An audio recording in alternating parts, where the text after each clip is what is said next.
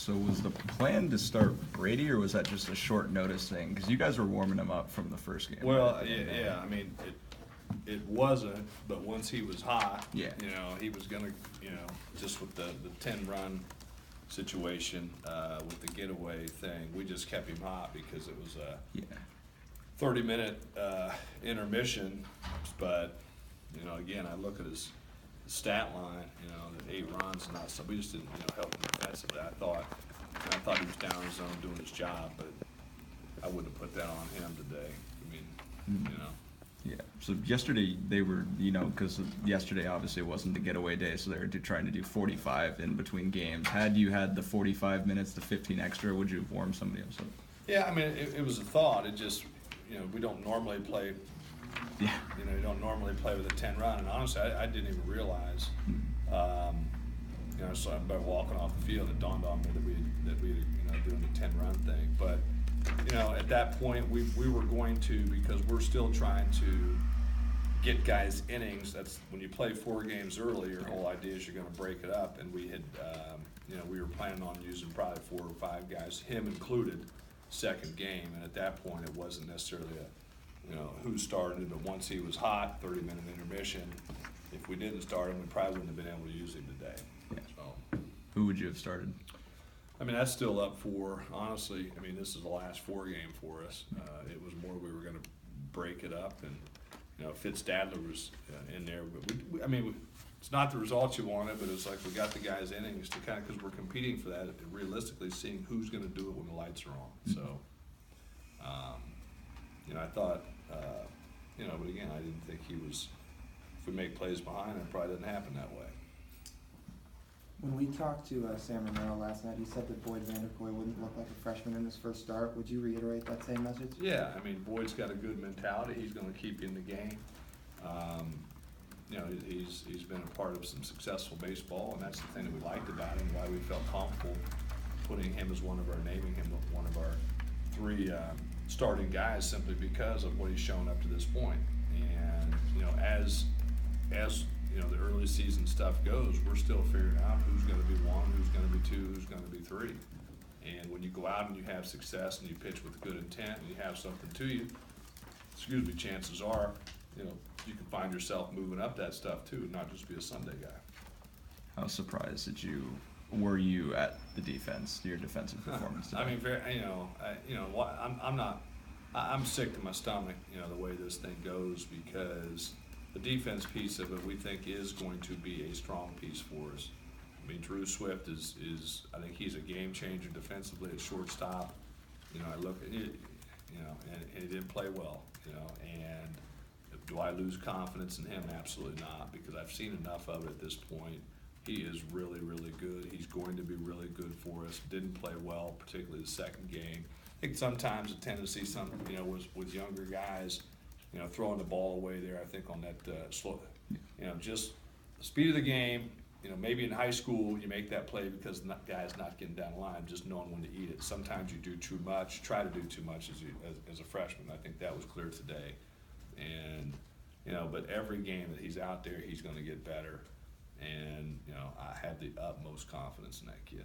So with Jeremy and Carter this weekend, do you feel like they're just adjusting to new positions? And the shame of it is too. I mean, Aldretti's been playing great, in practice, and he struggled this weekend. And but he's a good player. He's, I think he's earned the right to get back out there, because he's going to win us more ball games than what happened this weekend. So that's my biggest disappointment. If I were to sum up my feelings of all of it, it's just like it's hard for me to I'm gonna go home tonight and say, what the hell was that? Because that's not what we've been doing. We've been playing very clean defense. The guys been playing. If I had to say one thing, I'd say it was just we were uptight. The guys trying to do too much. So until we realize the game will let you know, and get your nerves under control. I think the result is that when you try to do too much or you press in this game, it'll eat you alive. And not only did we do it defensively, we did it offensively. And it just kind of is a role, to me, is a little bit of a role reversal. When we're drawing this up, we expect our veterans to play like veterans, and this weekend it didn't happen. But I'm not, it gives you things to work on, and we're still trying to figure a couple positions out, as you probably saw, but, I'm not giving up on this group any way, shape, or form, because it's there.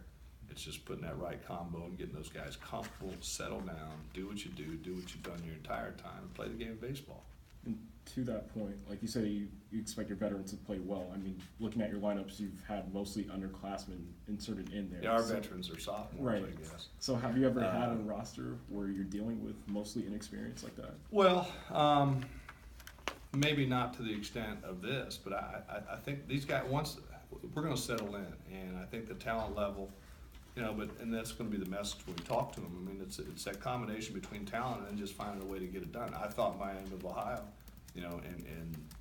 and credit to them, I thought they outplayed us defensively. Their shortstop made every play, made fantastic plays. I thought their pitchers pitched aggressively all weekend, and I thought they were grinding out some ABs, and ran the bases better. So, you look at that, they're a little bit older. Experience helps, but, I've never put a qualifier on if you can't be good if you're a freshman. If you're good, you're good. Now, I have realized, and I think I've even said it to you guys, I'm excited about this team. I am, and I'm fully confident in this team. And I said we're probably going to go through some growing pains a little bit early, to be expected when you're running out 4 or 5 freshmen and do things that you just kind of scratch your head. But if we learn from those things, that's the key for me. Yeah. Oh. No, I said that's what we're looking for is, you want the wins, but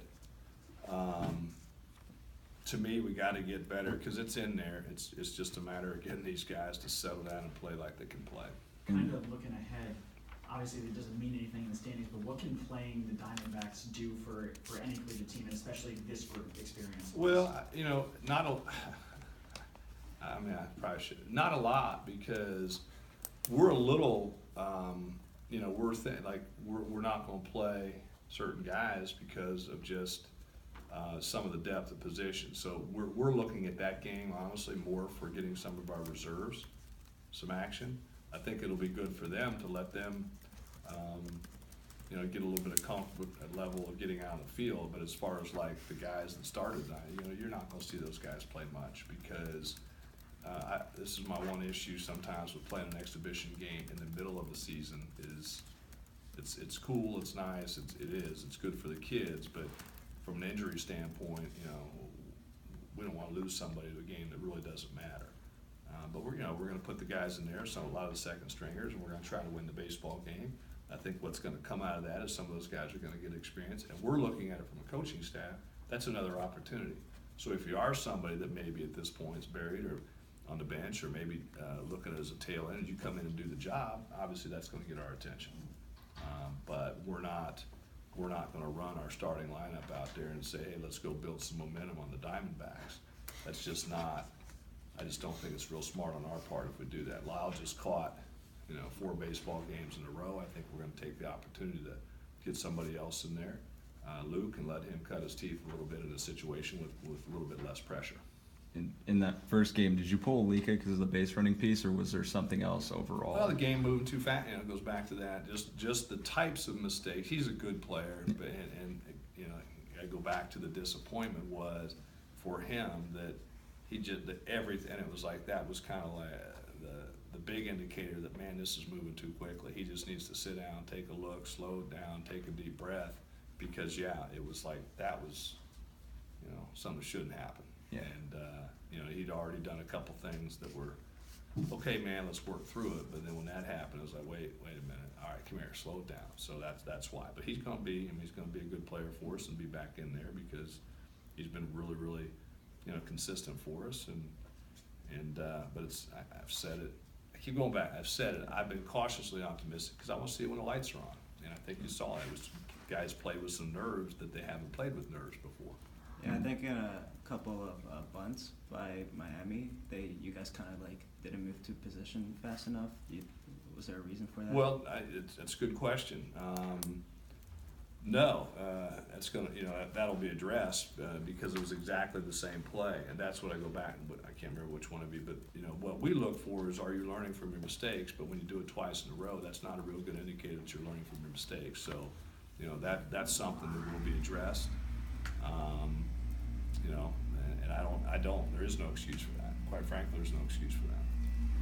And with all the circumstances back end of a doubleheader of, you know, 2 doubleheaders really in a Sunday game when you give up 8 runs in the second inning, how easy is it, especially for young guys, to check out of the game kind of then? Did you see that? Yeah, well, no, I mean, you know, I said I knew I'd be coming in here in front of the gauntlet of that, you know, of the questions. I said, okay, give me a positive, you know, tell me something positive about this. And I think one of the positives for me is we kept swinging, you know, we kept battling.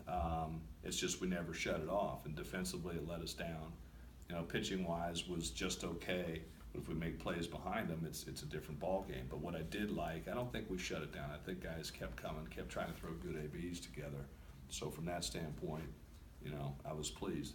I've said it, you know, to this group on multiple occasions. You know, hey, the vibe's great, everything's good, the clubhouse, the love, and all that. But what's going to be really interesting is when we face adversity. Okay, well, here it is, weekend number 1. You know, you split at home. You got embarrassed by a team on your home field opening weekend. So now, how do we respond? I think that's going to tell in the next week or so. You know, how a lot about us and a lot about our team, a lot about our character. You talked about positives. Spencer Torkelson, 4 more hits today. What did you like from him today specifically in the weekend as a whole? Well, I mean, you know, the at-bats, it's kind of funny because you go back to the lineup piece. It's like when guys are swinging and have good at-bats, and then it I don't want to say forces your hand at a manager, but when you're still looking at a lot of new guys who've never played a college game before, and going into this, you know, the question mark maybe a little bit was his defense, but if you swing the bat like that, and again, I thought he played well defensively, you know, now it forces your hand in some other spots. So he did an excellent job of controlling his at-bats in a very, very mature. I think you got a little glimpse at why we're so high on him. But if he can settle in there at first base, we feel that gives us more options, certainly at the DH position. And, you know, but I loved what I saw out of him. I thought, you know, his at-bats from the start of the weekend to the end of the weekend were the most consistent. He engaged Canning were the most consistent at-bats, mature at-bats that other guys need to learn from and you know, model themselves after. But, you know, one weekend on the positive side or a negative side doesn't make a season. So what we're looking for is just a consistency piece here moving forward.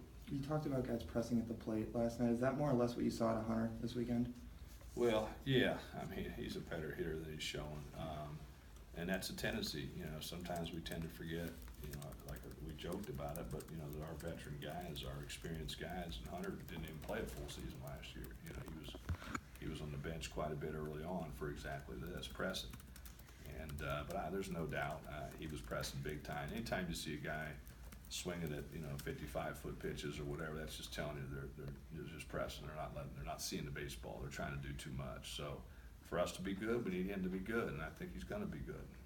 Looking at the bid as a whole, we kind of see guys like Hopper and Workman take a little while to get going, but both of them, you know, in the first game and the second game respectively, had pretty good outings today. Do you think it's just a matter of time for some of these young guys to, you know, get their fresh legs out there and get into their groove? Yeah, I would say from those guys' standpoint, they were probably some of the more consistent performances. You know, I get just coming in this isn't the way we drew it up, that we would be sitting here at this press conference talking about all the freshmen and the you know, I know they were going to blend in there, but for us to be good, I'll make no secret about it. Our veterans, our Aldrettis, our Bishops, our Cannings, those guys have to be good for us. You know, we're not going to lean on, or we shouldn't. You know, it's pretty tough to lean on a bunch of freshmen in the Pac-12. And if you go back and look at that weekend, we didn't play real well, and we didn't play real well in certain areas that I think we're going to play well in. So, in spite of the dark cloud of, you know, splitting at home on open weekend, it's in there. It's just now a matter of putting it together and the guys playing the way they're capable of playing. Thanks, good. All right, thank you.